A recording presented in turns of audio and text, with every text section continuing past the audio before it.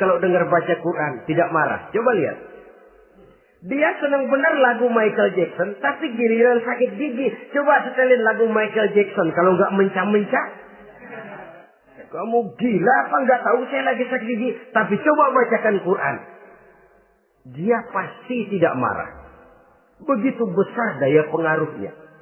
Bahkan Abu Jahal sama Abu Lahab pernah rapat. Kata Abu Jahal sama Abu Lahab, Mas Lahab, gini loh Mas. Kenapa? Ini saya pikir-pikir salah satu yang menyebabkan kenapa saudara kita banyak ikut ajaran Muhammad. Mereka kalau sudah dengar bacaan Quran terpesona. Jadi kita blokir saja. Caranya gimana? Kasih pengumuman kepada Quraisy, jangan sekali-kali mau dengerin Muhammad baca Quran. Kamu juga jangan. Dan kamu, saya pun begitu. Mari kita janji, tidak mau dengar bacaan Quran. Salaman. Pulang ke rumah masing-masing. Dapat 1 hari tahan, 2 hari bertahan, 3 hari, seminggu ke atas. Abu Jahal mulai ada semacam rindu. Kangen pengen dengar ayat Quran. Karena secara pribadi dia mengakui keindahan gaya bahasanya jauh lebih tinggi dari kemampuan penyair Quraisy. Isi ajarannya sangat dalam dan menyentuh segi-segi kehidupan manusia. Gak tahan Abu Jahal kayak dikilikin hatinya. Keluar rumah mindik-mindik, umpet-ngumpet. Ngempet di rumah Nabi. Pengen dengar Nabi baca Quran. Rupanya Abu Lahab sama. Pikir Abu Lahab gak bakalan keluar. Abu Lahab berpikir, Jahal pasti di rumah. Dua-duanya bareng berangkat ke rumah Nabi. Cuma yang satu dari sebelah barat, yang satu dari sebelah timur. Ngempet, ketemu di sudut, sama-sama kaget. Jahal, loh kamu Lahab? Iya, kamu ngapain? Lah kamu ngapain? Akhirnya sama-sama malu. Sama-sama tidak bisa menahan diri. Akhirnya sama-sama ngakuin. Bagaimanapun kita harus akui bahwa Al-Quran ini mengandung daya pesona yang sangat luar biasa. Itu dari segi bacaan. Belum lagi dari segi ajaran. Belum lagi dari segi isi. Tanamkan kegemaran membaca Al-Quran. Sampai-sampai Nabi katakan, Innal ladzi laisa fi jawfihi syai'un minal Quran kal baitil kharib. Orang yang dari tenggorokannya belum pernah keluar ayat Quran barang sepotong pun, belum pernah ngaji barang seayat pun, itu orang kata Nabi kal baitil kharib, kayak rumah kosong.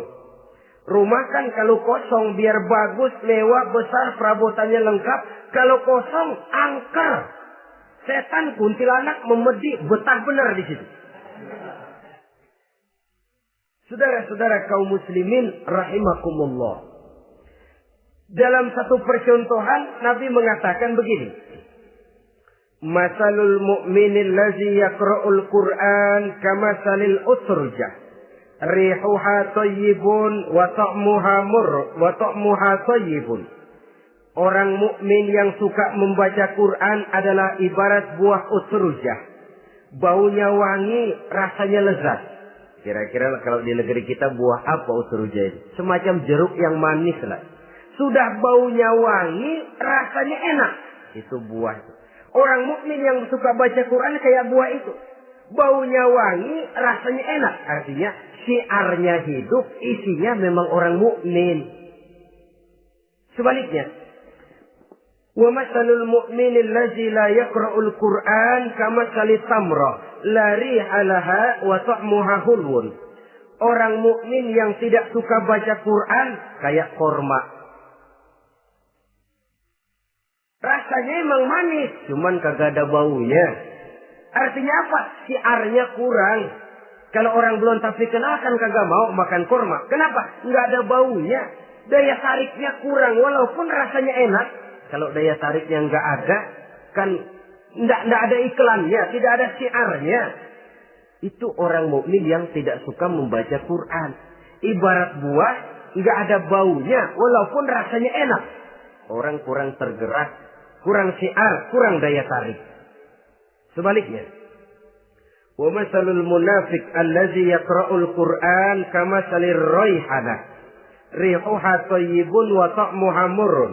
Orang munafik yang suka baca Quran seperti buah raihanah. Apa itu? Baunya wangi, rasanya pahit. Orang munafik baca Quran kayak buah itu. Baunya sih enak, cuman rasanya pahit. Yang munafik baca Quran. Syiarnya sih lumayan, daya tariknya hebat, isinya munafik. Nah, paling jelek orang munafik yang enggak suka baca Quran. Wa masalul munafiqil ladzi la yaqra'ul Qur'an kamasalil hanzalah. Laisa laha rihun wa ta'muha murrun. Orang munafik yang tidak suka baca Quran seperti buah hanzalah. Sudah enggak ada baunya, rasanya pahit lagi. Kalau buah pacek kali. Udah baunya kagak ada. Kalau dimakan bikin orang celeng. Saudara-saudara kaum muslimin rahimakumullah. Tanamkan kegemaran membaca Al-Quran.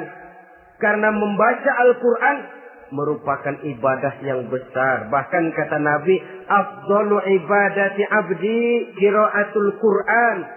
Nilai ibadah yang paling baik dari hambaku adalah ibadah membaca Al-Quran. Dalam sholat pahalanya lebih besar di luar sholat daripada di luar sholat. Dengan wudu pahalanya lebih besar daripada tanpa wudu. Mengerti pahalanya lebih besar daripada tidak mengerti. Tapi tidak mengerti pun jangankan membaca, mendengar saja orang baca Quran dengan baik sudah didoakan untuk mendapat rahmat. Berpahala mendengar bacaan Al-Quran. Walaupun tidak mengerti. Apalagi membaca sendiri. Apalagi mengerti apa yang kita baca. Tentu pahala itu akan jauh lebih besar. Ini yang pertama. Tanamkan kegemaran membaca Al-Quranul Karim.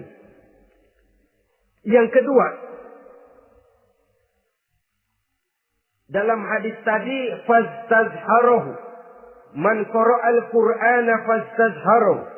Siapa yang membaca Al-Quran kemudian memperhatikannya.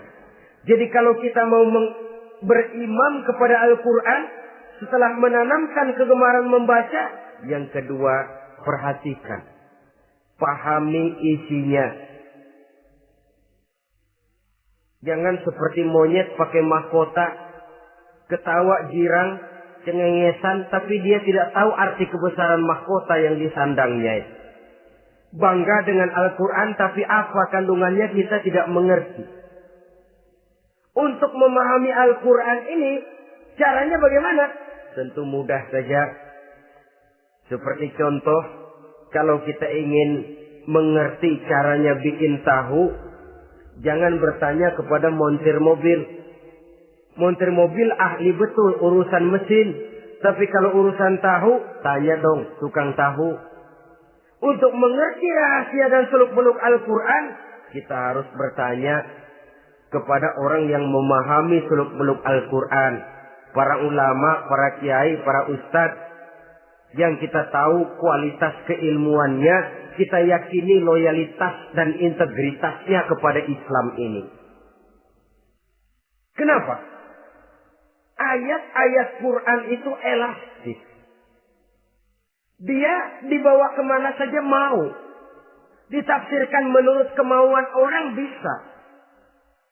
Paling celaka kalau yang belajar tidak punya dasar, yang mengajar punya maksud lain. Sesat dan menyesatkan.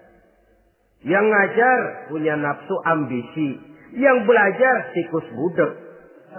Yang memang tidak punya dasar apa-apa. Sekali belajar langsung tafsir. Cara wudhu yang baik saja belum ngerti. Cara rukuk dan sujud yang baik saja belum bisa. Yang membatalkan sholat apa ndak bisa, ndak ngerti. Sekali langsung. Ndak, supaya kita langsung saja belajar langsung Al-Quranul Karim. Tidak jelek. Cuma akan lebih baik kalau sebelumnya ada unsur penunjang dari nilai-nilai keilmuan dalam Islam ini. Disinilah perlunya menghidupkan majelis-majelis taklim.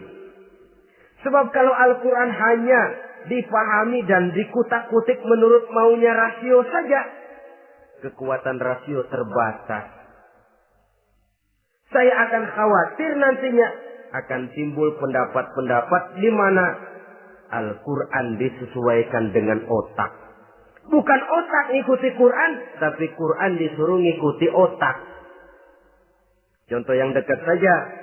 Kalau saudara ngukur kayu pakai meteran, itu kira-kira meteran ikut kayu, apa kayu ikut meteran? Ayo, kira-kira kayu ikut meteran, apa meteran ikut kayu? Meteran ikut kayu. Bagus. Kalau meteran ikut kayu, artinya nggak ada meteran benar di dunia ini. Kayunya kependekan, meterannya dipotong. Kan begitu loh. Meteran ikut kayu namanya. Bukan meteran ikut kayu, tapi kayu yang harus ikut meteran. Otak harus ikut wahyu. Jangan wahyu disuruh ikut otak. Manusia ikut Quran, jangan Quran disuruh ikut manusia. Dan kaum orientalis, ya, orang barat di luar Islam yang mendalami, mempelajari Islam dengan tujuan mencari kelemahan Islam untuk menghantam umat Islam. Itu sengaja mencari ayat-ayat yang mereka kumpulkan untuk menghantam umat Islam. Supaya mereka meragukan Qur'annya untuk kemudian pada suatu saat meninggalkan Qur'an sama sekali. Timbullah pendapat ada ayat Qur'an yang sudah tidak sesuai lagi katanya dengan situasi dan kondisi. Seolah-olah otak manusia sudah jauh lebih pintar daripada Al-Qur'anul Karim. Saudara-saudara kaum muslimin rahimakumullah. Inilah yang kita berlindung dari Allah. Sebab secara demikian dengan kata lain kita secara tidak sadar sudah mengurangi kemahamutlakan dan kesempurnaan dari Allah Subhanahu wa taala. Untuk memahami Al-Qur'an maka kita harus bertanya kepada ahlinya, mengaji, menghidupkan majelis-majelis taklim. Jangan sampai Al-Qur'an menjadi awam di tengah masyarakat Islam sendiri. Ini jalan yang kedua, memahami isinya. Sehingga dengan demikian, manakala Al-Quran dibacakan orang, pemikiran kita tidak lagi terpusat kepada kemerduan suara orang yang membaca, tapi tertuju kepada isi yang dikandungnya. Sehingga dalam kondisi semacam itu, boleh jadi tiap kali dibacakan Al-Quran, nilai iman makin tambah. Kita dengar orang baca, Alam taro kaifa fa'ala rabbuka bi ashabil fil. Terbayang oleh kita bagaimana Raja Abrahat dengan pasukannya mau menghancurkan Ka'bah. Bagi Allah cukup menurunkan burung ababil, hancur lebur Abrahat, raja besar dengan seluruh pasukan gajahnya, berantakan dibuatnya cuma dengan burung ababil. Allah Maha Besar, Allah Maha Kuasa. Tambah iman. Kalau tidak, ya seperti yang banyak terjadi. Quran menceritakan azab, kita malah kesenangan. Walakum azabun alim. Kamu akan mendapat azab yang pedih. Kita teriak di pojokan, toyib, toyib. Allah, alhamdulillah. Digambarkan azab malah baik-baik. Bahwa kita suka, kita gemar kepada bacaan Quran dengan suara yang merdu, alhamdulillah. Akan lebih baik lagi kalau kita mengerti apa yang dibacanya. Sebab perintah membaca tersirat makna perintah untuk memahami. Perintah memahami tersirat makna untuk mengamalkan. Dengan kata lain, kita hanya bisa mengamalkan Quran dengan baik kalau kita mengerti isinya. Kita hanya bisa mengerti isinya kalau kita rajin membacanya. Baik membaca yang tersirat, baik membaca yang tersurat dengan petunjuk para alim ulama, para kiai, dan orang-orang yang ahli di bidang itu. Saudara-saudara kaum muslimin rahimakumullah, inilah jalan kedua.